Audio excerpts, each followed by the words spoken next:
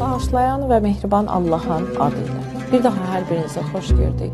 Biz artıq günlərdir Ramazanın faydası, fəziləti, orucun faydaları, istəyir cismani, əxlaqi, fəlsəfi barəsində danışdıq ki, Ramazanın bir dənə də gözəl bir xüsusiyyəti, orucun gözəl bir faydası vardır ki, ən çox bəyənilən faydalarındandır ki, ictimai bərabərlik gətirir insana, ictimai təsir qoyur. Nədir? Oruc cəmiyyətdə bərabərliyi gətirir. Hansı tərz gətirir? Baxın, insan ac qalmaqla, susuz qalmaqla, ən azından maddi cəhətdən imkanı zəif olan insanların halını dərk eləməyə çalışır. O şəxslər ki var çətinlikdədir, onların halını dərk eləməyə çalışır. Ən azından yaşamasa belə hiss etməyi bacarır və o ictimai cəmiyyətdəki ictimai bərabərlik var.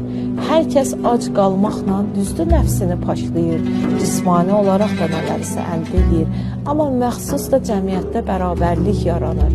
Necə ki, Qurban bayramının qurban kəsilməsinin öz mahiyyəti vardır.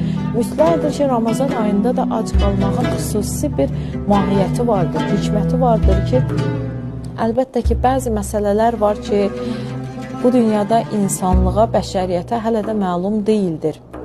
Necə ki, Həzrəti Rasullallaha Quran-ı Kərimdə Allah Teala buyurur ki, ya Rasulallah, səndən ruh barəsində soruşduqda, de ki, siz onun barəsində çox az şey bilirsiniz və Allahın da hikmətləri vardır ki, həqiqətən də bəzi məsələlər Allahın haqq ədalət günü, qiyamət günü məlum olacaq ki, Allah Teala bizləri həqiqi ibadət və itaət edən bəndələrindən qərar versin inşallah.